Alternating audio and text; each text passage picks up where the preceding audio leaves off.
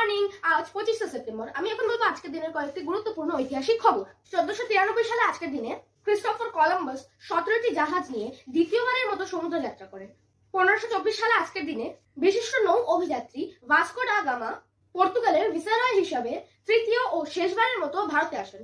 1897 সালে আজকের দিনে প্রথম ব্রিটিশ বাস সার্ভিস চালু হয়। 1639 সালে আজকের দিনে আমেরিকার প্রথম ছাপাখানা চালু হয়। 1912 সালে আজকের দিনে কলম্বিয়া বিশ্ববিদ্যালয় সাংবাদিকতায় স্নাতক পর্যন্ত প্রতিষ্ঠিত হয়।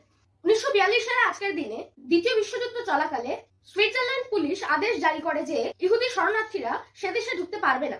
1974 সালে আজকের দিনে জাতিসংঘের 29তম অধিবেশনে বাংলাদেশের প্রধানমন্ত্রী বঙ্গবন্ধু শেখ মুজিবুর রহমান বাংলায় ভাষণ দেন।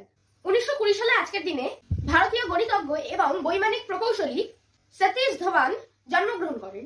1933 সালে আজকের দিনে পশ্চিমবঙ্গের রঙ্গমঞ্চ ও চলচ্চিত্র জগতের বিশিষ্ট অভিনেতা সত্য বন্দ্যোপাধ্যায় জন্মগ্রহণ করেন। 1990 সালে আজকের দিনে পশ্চিমবঙ্গের তৃতীয় মুখ্যমন্ত্রী, স্বাধীনতা সংগ্রামী এবং গান্ধীবাদী নেতা প্রফুল্লচন্দ্র সেন এবং 2020 সালে আজকের দিনে ভারতীয় নেপথ্য সঙ্গীত শিল্পী, সঙ্গীত পরিচালক ও অভিনেতা এস পি বালাসুব্রমণিয়াম মৃত্যুবরণ করেন। তো ফ্রেন্ডস, আজকের জন্য এইটুকুই।